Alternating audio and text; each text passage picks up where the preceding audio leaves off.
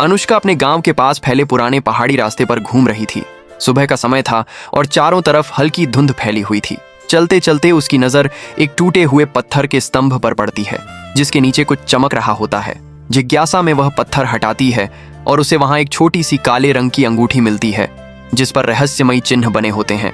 जैसे ही अनुष्का उस अंगूठी को अपनी उंगली में पहनती है, उसके चारों तरफ हल्की बैंगनी रोशनी घूमने लगती है और जमीन पर छोटे छोटे चमकते पत्थर उभरने लगते हैं, जो कुछ ही पलों में कीमती रत्नों में बदल जाते हैं।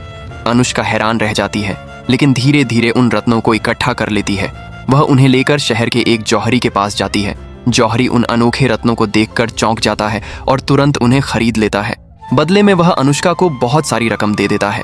गांव लौटते समय अनुष्का देखती है कि कुछ बच्चे टूटी हुई झोपड़ी में पढ़ने की कोशिश कर रहे हैं, लेकिन उनके पास सही किताबें और रोशनी तक नहीं है। अनुष्का बिना सोचे अपनी कमाई का बड़ा हिस्सा उनकी पढ़ाई के लिए दे देती है। अगले दिन अनुष्का फिर उसी जगह पर जाती है और जैसे ही वह अंगूठी पहनती है, इस बार पहले से भी ज्यादा तेज रोशनी फैलती है और पहले से ज्यादा रत्न प्रकट होते हैं।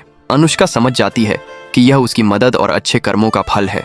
धीरे धीरे अनुष्का उस धन से गांव में एक अच्छा स्कूल बनवाती है, बच्चों के लिए लाइब्रेरी खोलती है और गरीब परिवारों के लिए रहने की व्यवस्था करती है। कुछ ही समय में उसका गांव रत्न घाटी के नाम से मशहूर हो जाता है। लेकिन एक रात कुछ लालची लोग उस जादुई अंगूठी का राज जान लेते हैं और उसे चुराने के लिए वहां पहुंच जाते हैं। जैसे ही वे अंगूठी छीनने की कोशिश करते हैं, अचानक तेज हवा चलने लगती है, आसमान में बिजली चमकती है और चारों तरफ दिव्य प्रकाश फैल जाता है। तभी मां लक्ष्मी प्रकट होती हैं। उनका दिव्य और तेजस्वी रूप देखकर सभी लालची लोग डर से कांपने लगते हैं। मां लक्ष्मी क्रोधित होकर उन्हें चेतावनी देती हैं कि धन का सही उपयोग ही सच्ची समृद्धि लाता है। वे सभी लालची लोगों को दंड देकर वहां से भगा देती हैं और उस अंगूठी की रक्षा करती हैं।